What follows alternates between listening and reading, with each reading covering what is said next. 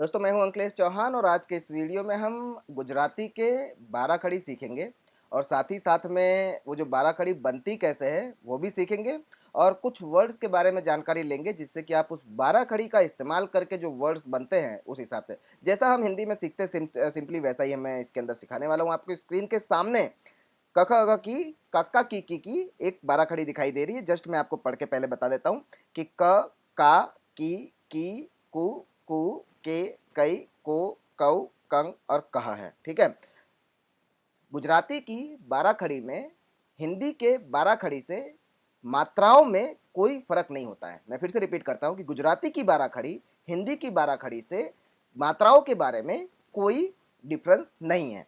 ठीक है, तो यहां तक तो आपको ये समझ में आया है या नहीं आया है वो मुझे पता नहीं है, लेकिन इसके बाद जो हम सीखेंगे उसके बाद ये पूरी तरह से समझ में आ जाएगा। देखिए, ये है अ आ इ ई। ठीक है, यहां पर जो अ जो बनता है वो मैंने हिंदी में भी लिख रखा है और इंग्लिश में भी जो उसका उच्चारण होता है वो लिख रखा है। तो अ जो बनता है वो इस तरह से दिखाई देता है। जो रेड कलर में जो लिखा हुआ है वो अ है। आ जो है वो अ के ऊपर आ की मात्रा होती है वैसा होता है। ई जो है वो इस तरह से बनता होता है। इसे खाली आप रिकॉग्नाइज कीजिए, इसे खाली आप समझने का कोशिश कीजिए देख करके कि इसे पहचानने का कोशिश कीजिए, क्योंकि आगे चल करके ये आपको जब पढ़ेंगे तब उसके अंदर आपको ध्यान में आएगा, समझ में आएगा। बड़ी ई क्या होती है? दीर्घ ई होती है। अब छोटी ई और बड़ी ई में आपको ज़्यादा फर्क नहीं दिखाई दे रहा होगा, सिवाय कि ये ऊपर वाला जो ये जो लाइन है वो थोड़ा इसके अंदर बड़ा आता है। नॉर्मली जब हम लोग लिखते हैं तब ये नीचे तक भी ला देते हैं, लेकिन ये थोड़ा ऊपर से थोड़ा ये बड़ा है। जैसा यहाँ पर मात्रा होती है और यहाँ पर मात्रा नहीं होती है, उसके हिसाब से ऊ जो है वो ऐसा बनता है। और बड़ा ऊ, दीर्घ ऊ भी बोलते हैं इसे, दीर्घ ऊ जो है वो ऐसा बनता है।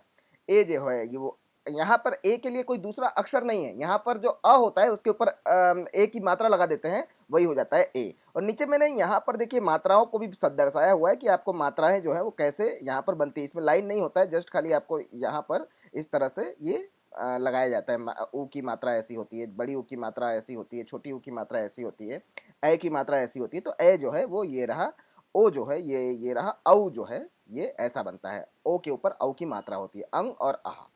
राइट, तो दोस्तों अ आ इ तो समझ में आ गया। अब उसी के ऊपर से मैंने ये कक्का किक्की लिखा है कि आ की मात्रा जो है वो यहाँ पर लगा दी, ई की छोटी ई की मात्रा यहाँ पर लगा दी, बड़ी ई की मात्रा यहाँ पर लगा दी। देखिए दोस्तों, मैं रट्टा नहीं मरवाऊंगा, मैं जो है ना सिर्फ समझाऊंगा, इसलिए आपको समझने का ट्राई कीजिएगा। इसको रट्टा मारने जैसा इसमें है ये नहीं है कुछ। ठीक है, छोटी ऊ की मात्रा ये है, बड़ी ऊ की मात्रा ये है। अब इसी तरह से आपको ख खा किक्की की भी, गग्गा गिगी की भी, ग ख ग जो भी जो हमारे जो व्यंजन है उन सब की मात्राएं इसी तरह से लगती हैं। 12 खड़ी आ गई आपको। अब क ख ग जो है अगर वो नहीं आता है तो मैं आपको बताता हूँ। तो वैसे मेरा पुराना वीडियो भी है कि जिससे कि आपको समझ में आ जाएगा पूरा। ये क ख ग है कि क ख ग घ अंग, च छ ज झ ञ। बाजू मैंने इंग्लिश में इसके उच्चारण लिख रखे हैं ताकि आपको समझ में आए कि ये क्या लिखा हुआ है। ट ठ ड ढ अण, त थ द ध न। ठीक है, प फ ब भ म य र ल व श श श ह, और यहाँ पर ड़ होता है। ड़ को ल की तरह लिखा जाता है, छ और न।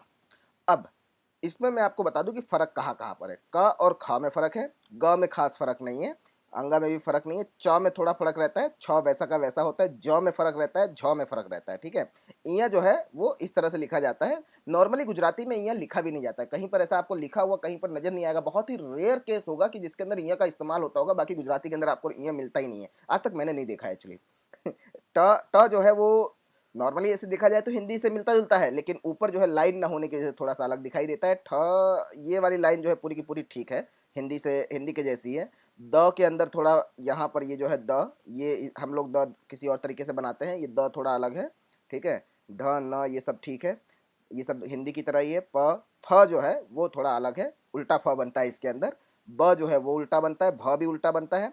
म जो है ये अलग है। भ को मतलब कि आप पहचान लीजिएगा कि इस तरह से इसको भ बोलते हैं। ये ल जैसा होता है, इसलिए यहाँ पर कंफ्यूजन हो सकता है कि हिंदी अगर आपको आती है और आप भ को अगर देखते हैं तो उसमें आपको ये कंफ्यूजन हो सकता है। ठीक है, य र ल, ल जो है वो इस तरह से बनता है। ठीक है, व श श श ह छ त्र ज्ञ। बाकी किसी में प्रॉब्लम नहीं है। किसमें आपको फर्क दिखाई दिया? एक ल, भ, ब और ये फ में, और दूसरा क और ख में, ठीक है। बाकी तो मुझे कहीं पर भी ज में भी फ़र्क दिखाई दिया है, बाकी मुझे ऐसा कुछ नज़र नहीं आ रहा है कि कहीं पर भी आपको पहचानने में कुछ प्रॉब्लम होनी चाहिए, ठीक है, कितना आसान है, समझ में आ गया? ओके, अब ये तो बात हुई बाराखड़ी की। अब मैं कुछ वर्ड्स आपको बता देता हूँ कि जिससे कि आपको ये पढ़ने में बड़ी आसानी हो। मैं बहुत ही नॉर्मल से शब्द नहीं लेने वाला हूँ, थोड़े बहुत तो कठिन कठिन शब्द मैं लूँगा कि जिससे कि मैं जानता हूँ कि आप कई लोग पढ़ने का ट्राई कर रहे होंगे, कई लोगों को बहुत अच्छी तरीके से हिंदी आती होगी, तो आपको सिर्फ़ गुजराती का थोड़ा बहुत रेफ़रेंस चाहिए होगा। तो मैं थो छोटे-छोटे बच्चों को पढ़ाते हैं उस तरह से मैं नहीं जाने वाला हूँ। मैं थोड़े-थोड़े कठिन-कठिन शब्द लूँगा जिससे कि आपको समझ में आए और वो शब्द जो है वो कहीं न कहीं पर आपको काम आने चाहिए, ऐसे शब्द लेने वाला हूँ। तो चलिए आगे बढ़ते हैं। सबसे पहला शब्द है हमारा अकड़ामण। अकड़ामण थोड़ा अलग से शब्द है। अकड़ामण, अकड़ामण। अकड़ामण का मतलब होता है कि अनईज़ीनेस जब हम फीलिंग करते हैं कि थोड़ा मतलब कि अंगड़ाई आती रहती है, हमें ईज़ीनेस नहीं लगता है, तो उसे बोलते हैं यार बहु अकड़ामण થઈ રહી છે, अकड़ामण થઈ રહી है। कैसी कोई ऐसी जगह पे बैठे हैं कि जहाँ पर हमें मज़ा नहीं आ रहा है, तो उसको हम अकड़ामण बोलते हैं और बार-बार चिड़चिड़ापन भी आता हो मन में तो उसको बोलते हैं अकड़ामण। કેમ અકળાઈ ગયો છે એમ કરીને बोलते हैं કેમ अकड़ाई गयो છે मतलब किस लिए चिड़चिड़ापन हो गया है ऐसा करके, ठीक है। अगासी, अगासी का मतलब ये होता है टेरेस्ट। टेरेस्ट जो होता है उसको हम अगासी बोलते हैं, धाबा जिसे कह सके, गुजराती में ही धाबा भी बोलते हैं, जो हमारे छत के ऊपर होता है उसे अगासी कहते हैं, ठीक है। अजवाड़ू, अजवाड़ू, उजाला जिसे कहते हैं, उजाला, उजाले को हम अजवाड़ू कहते हैं। अड़ो अड़, अड़ो अड़, अड़ो अड़, अड़ो अड़ का मतलब होता है कि एकदम सटा हुआ, एकदम जैसे कि किसी चीज को अगर हम छू करके बनाते हैं, जैसे कि मोबाइल है, मोबाइल से किसी और को छू लिया तो उसे कहते हैं अड़ो अड़, ठीक है, कि ये हाथ जो है उसके अड़ो अड़ है ऐसा करके। अणीदार, अणीदार का मतलब होता है धारदार। धारदार एक हिंदी शब्द है, आपको समझ में आ गया होगा। अणीदार और धारदार जो है वो एक ही शब्द है। अतर, अतर का मतलब होता है अतर, अतर, अतर का मतलब क्या होता है कि कोई खुशबूदार चीज, सेंट जिसे समझ लीजिए, सेंट, ठीक है। आदि, आदे खाई, आदे खाई, अदेखाई का मतलब होता है जलन होना किसी से, मतलब ईर्ष्या होना, मतलब कि वो दिखाई जो देता है और फिर बाद में हम ईर्ष्या करते हैं उस टाइप का कोई उसे बोलते हैं अदेखाई, ईर्ष्या करना। अनुकूल, अनुकूल का मतलब होता है अनुकूल होना, किसी चीज के अनुकूल होना, मतलब कि अगर 4 GB का रैम है तो उसके लिए मैंने एग्जाम्पल कुछ गलत ले लिया है, तो किसी भी चीज का अनुकूल होना मतलब कि वो आपको समझ में आ गया होगा, अनुकूल होना, किसी भी चीज के लिए अनुकूल होना ऐसा करके। कोई जगह हमारे लिए अनुकूल होती है, कोई जगह नहीं होती है, वैसा अनुकूल। अनुभव, अनुभव मतलब एक्सपीरियंस। अभराई, अभराई का मतलब होता है शेल्फ, शेल्फ का मतलब होता है अभराई, ठीक है। अभिनंदन, अभिनंदन का मतलब हिंदी में भी अभिनंदन ही होता है। अभिनंदन मतलब कि अभिनंदन देना, कॉन्ग्रेचुलेशन करना। आपवा, आपवा मतलब देना, अभिनंदन आपवा।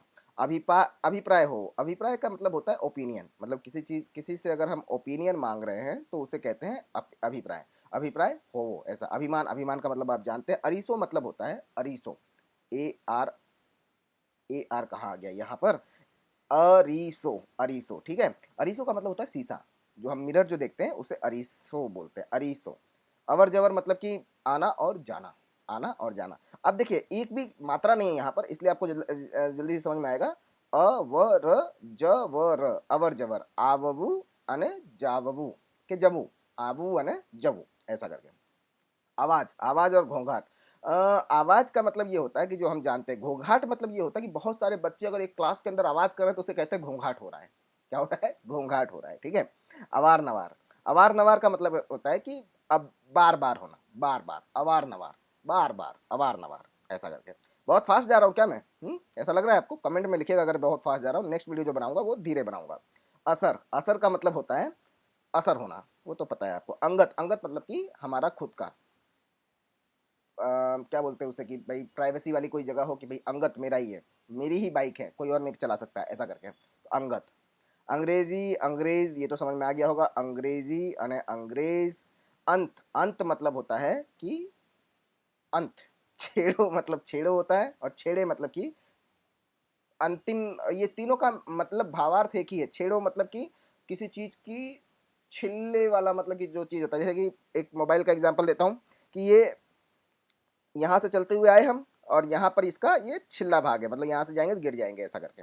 तो छेड़ो ये हुआ, ये छेड़ो हुआ ऐसा, कि पहाड़ का छेड़ो क्या है, जमीन का छेड़ो क्या है, मतलब कि वो छेड़ो ऐसा करके, राइट। और ये जैसे कि पतंग चगा रहे हो हम और लास्ट वाली डोरी बची हो और वो डोरी जो है अपने हाथ से निकल जाए, छेड़ो छूटी गयो, ऐसे बोलते हैं, छेड़ो छूटी गयो ऐसा करके। ठीक है, तो अंतर अंतर का मतलब होता है कि किसी चीज में डिफरेंस निकालना, उसे कहते हैं अंतर।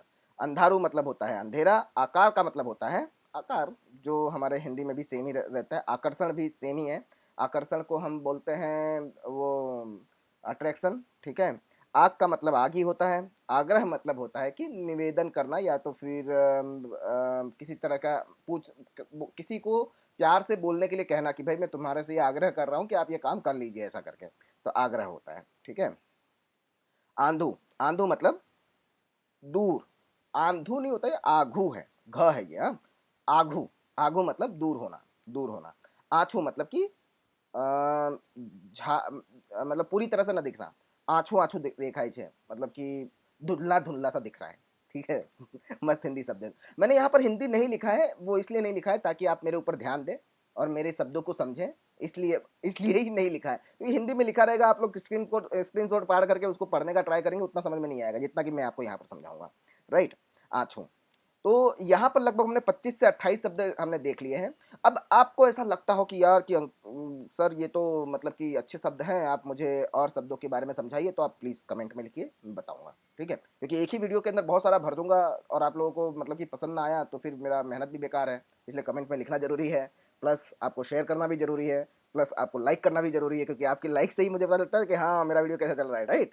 तो लाइक शेयर और सब्सक्राइब, सब्सक्राइब क्या होता है कि आपको सब्सक्राइब करके रखेंगे ना, तो हम मुझे जो भी मैं ये वीडियोस वगैरह जो भी डालूंगा आपके मोबाइल में तुरंत ही अपडेट आता रहेगा, तो उससे आपको जल्दी से उसको देखने का मन करेगा, या तो फिर जल्दी से आपको मेरा नोटिफिकेशन मिलता रहेगा। ठीक है, तो मिलते हैं नेक्स्ट वीडियो में। बाय।